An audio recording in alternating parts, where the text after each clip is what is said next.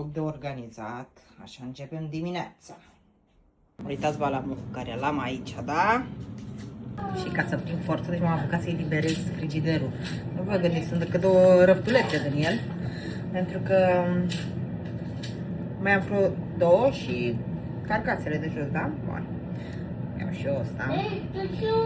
Deci îmi taie pofta de mâncare instant. Vreau să mai pun mult, că aseară l-am degustat și a fost grav. Mă duream la instalație de mărsuri. Am vrut să fac curățenie și pe urmă să-mi iau și eu să-mi fac o cafea, să mă apuc de treabă. Gazi? Nu umbla cu pahar. Da. Eu.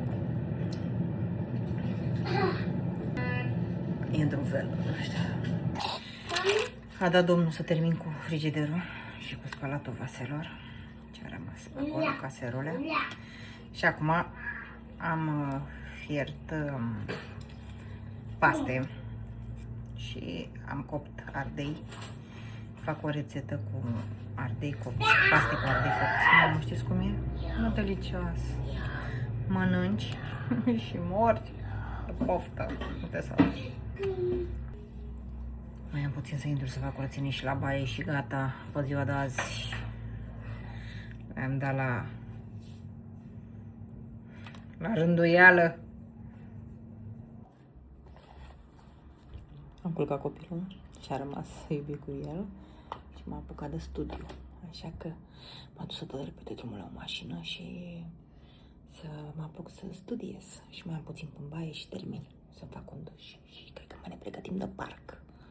Urgent. Ne-am făcut niște lipi cu de toate. Soana roșioase.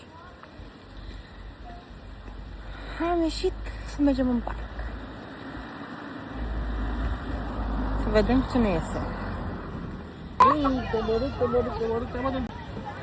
O seară frumoasă.